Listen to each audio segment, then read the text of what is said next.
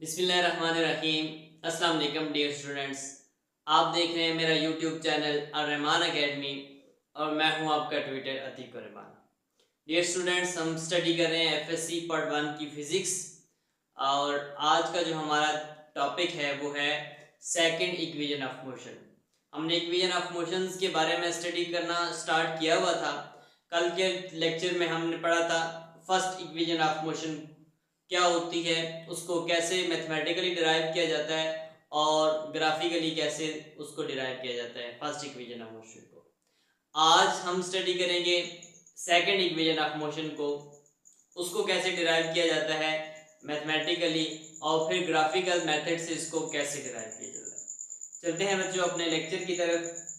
जो equation of motion है वो आपको कल मैंने समझाई थी कि क्या है कि equation of motion can be used to describe the motion of an object in terms of its three kinematics variables, that is velocity, position and time. There are three ways to pair these variables: velocity time, position time और velocity position. इसकी हमने some limitations पढ़ी थी या assume हम कुछ points करते हैं कि जब हमने डिराइव करनी होती है इक्वेशन ऑफ मोशन को, तो जो मोशन ऑफ ऑब्जेक्ट है जिसकी हमने इक्वेशन जब हम निकालेंगे तो जो मोशन ऑफ ऑब्जेक्ट है वो हमेशा स्ट्रेट लाइन में होनी चाहिए और दूसरा उसका जो एक्सेलरेशन है वो यूनिफॉर्म होना चाहिए। कल की लेक्चर में मैंने आपको यूनिफॉर्म एक्सेलरेशन के बारे में बताया था। Consider only magnitude of vector, जो वेक्टर है उसके सिर्फ हम मैग्नीट्यूड को यहाँ पे कंसिडर करते हैं, उसकी डायरेक्शन को नहीं करते। और जो यहाँ पे सॉरी मैंने यहाँ पे फर्स्ट ही लिखा हुआ है, सेकंड ही लिखा, ये सेकंड इक्वेशन ऑफ मोशन है बच्चों।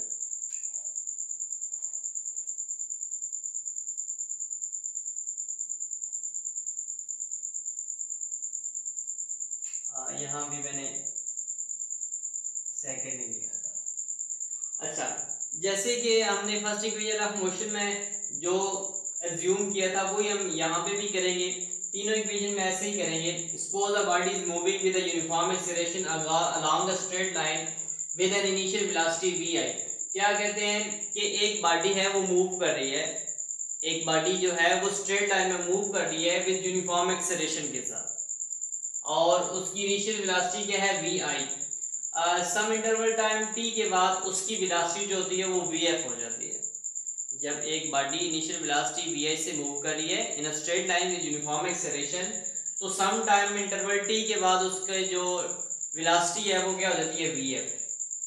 अब जब हम सेकंड इक्वेशन ऑफ मोशन को डिराइव करेंगे तो हम इसका क्या लिखेंगे, जो डिस्प्लेसमेंट है वो हम लिखेंगे as v is equal to ऐसा वर्टी होता है, जो वेलोसिटी होती है rate of change of displacement होता है, तो यहाँ पे v इज इक्वल टू ऐसा वर्टी होता है। तो यहाँ से ऐसा अगर डिराइव कर लें तो ये क्या हो जाएगा v इंटू टी, ये t हो जाएगा, इसके साथ मल्टीप्लाई हो जाएगा। अब जब दो वेलोसिटीज हैं, जब एक से ज्यादा वेलोसिटी दो वेलोसिटीज हैं तो हम क्या करते हैं, जो वेलोसिटी है उसकी एवरेज लेते हैं।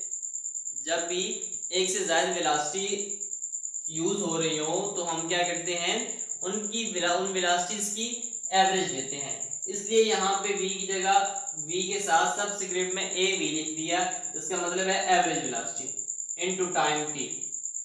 अब s क्या हो जाएगा, अब जो एवरेज होता है वो जब दो वेलोसिटीज होंगी तो उनका एवरेज कैसे निकलेगा, पहली velocity plus second velocity divided by 2।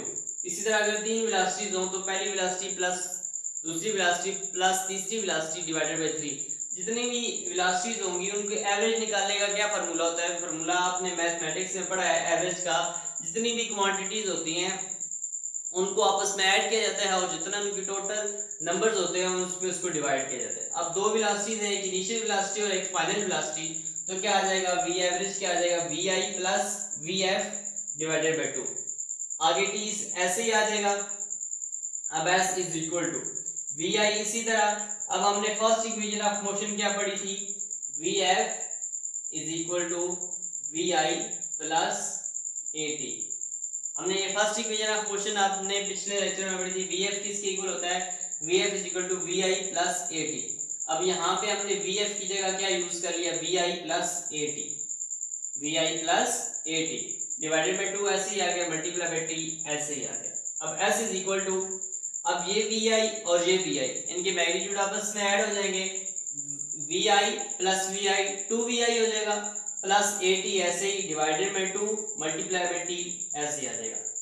अब s is equal to 2vi और ये t इस सारे के साथ मल्टीप्लाई हो रहा है तो इसको मल्टीप्लाई कर देंगे, पहले इसके साथ मल्टीप्लाई करेंगे 2vi इंटू टी क्या आ जाएगा 2vi t प्लस at और ये t 8t स्क्वायर हो जाएगा, at और ये वाला t ये t का क्या हो जाएगा at स्क्वायर डिवाइडेड बाई 2 ऐसे ही आ जाएगा। अब ये जो डिवाइडेड बाई 2 है इसको अलग अलग लिख लें दोनों के नीचे, ये क्या आ जाएगा 2vi t divided by 2 plus at square divided by 2 या 1/2 at स्क्वायर लिख लें। अब s इज इक्वल टू क्या होगा, ये 2 और ये 2 कट जाएंगे, क्या बच जाएगा s is equal to vi t plus ये ऐसे आ जाएगा हाफ at स्क्वायर, ये 2 और 2 कैंसिल हो गया तो क्या बच गया vi t plus half at square.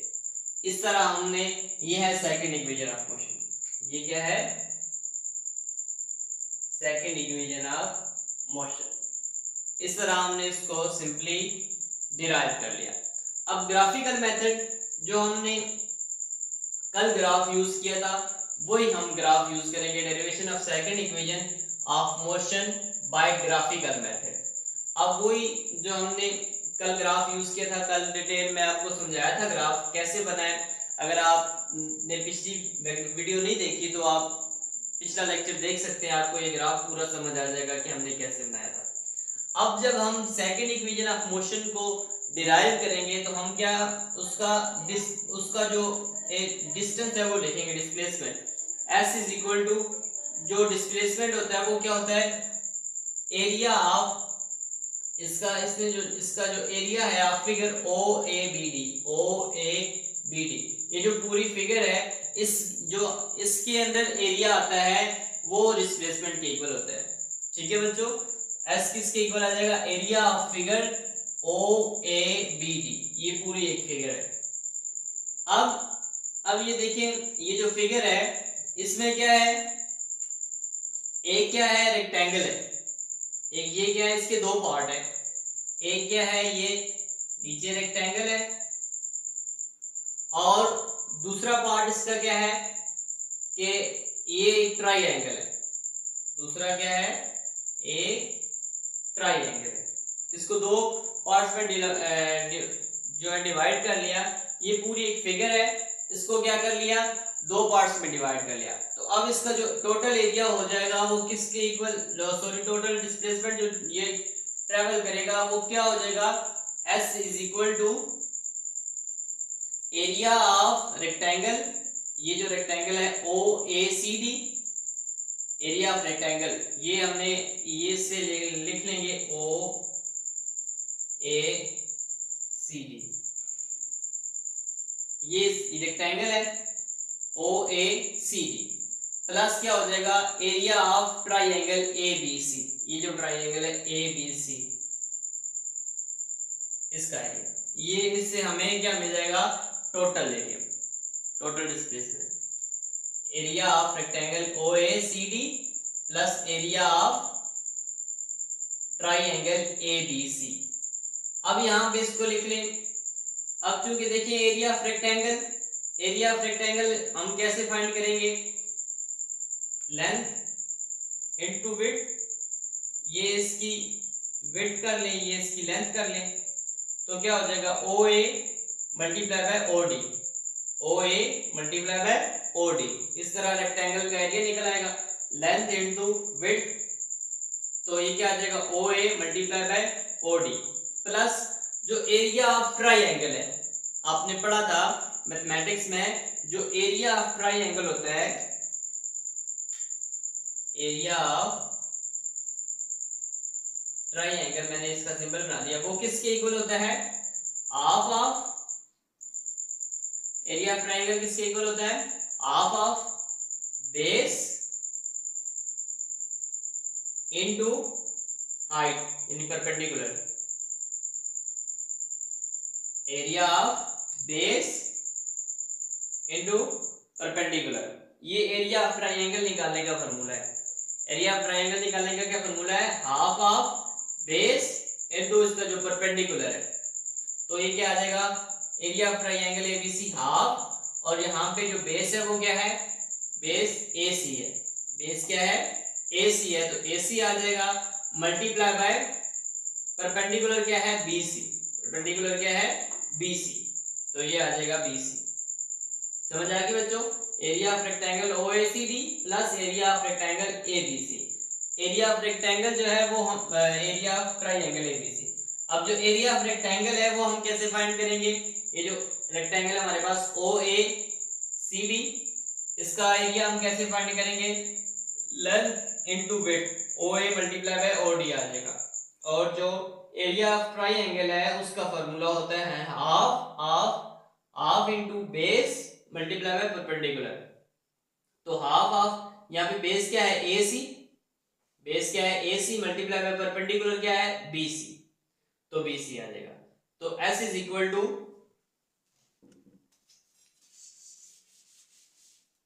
अब ये देखिए, अब हम यहां से वैल्यूज पुट कर देते हैं। अब ओ ए यहां पे किसके इक्वल है, वी आई के, ओ ए इज इक्वल टू वी आई, ओ ए किसके इक्वल है, ये जो इनिशियल वेलोसिटी वी आई इसके इक्वल है, तो ओ ए की जगह हम वी आई लिख देंगे। और ओ डी किसके इक्वल है, टी के, ओ डी किसके इक्वल है, टी के, तो यहाँ पे ओ डी की जगह हम क्या लिख देंगे, टी, प्लस हाफ ऑफ ए सी, ए सी किसके इक्वल है, ए सी ओ डी के इक्वल है, ए सी जितना ए सी है इतना ही ओ डी है, और ए सी जितना है इतना ही ओ डी है, तो ओ डी किसके इक्वल है, टी के, तो ए सी भी किसके इक्वल आ जाएगा, टी के, ए सी भी किसके इक्वल आ जाएगा, टी के, multiply by B C, B C, अब ये बी सी किसके इक्वल है, B C V F minus V I के, बी सी किसके इक्वल है, V F minus V I के।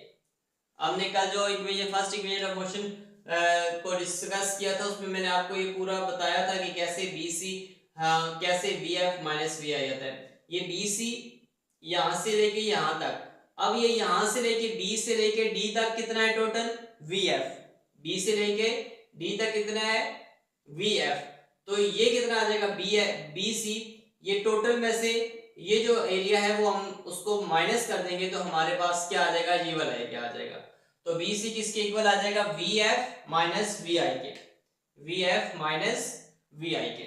अब जो हमने फर्स्ट इक्वेशन ऑफ मोशन पढ़ी थी वो क्या थी, V F is equal to V I plus A T, V F is equal to V I plus A T. अब यहां से जो वी आई है, ये जो बी सी है, ये किसके इक्वल आ गया, we F minus V I के।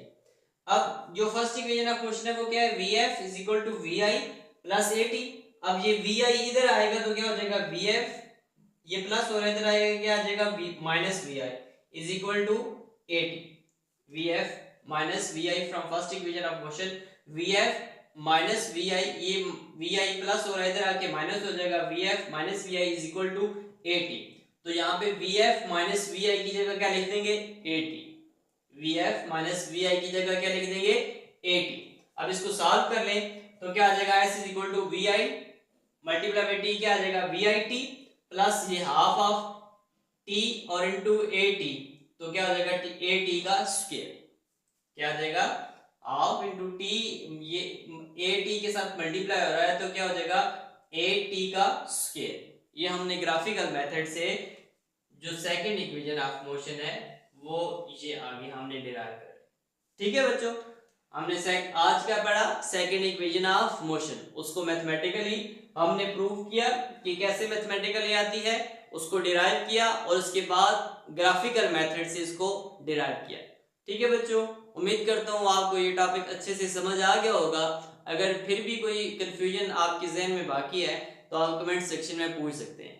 मिलते हैं नेक्स्ट वीडियो में, थर्ड इक्वेशन ऑफ मोशन को डिराइव करेंगे। अल्लाह हाफिज।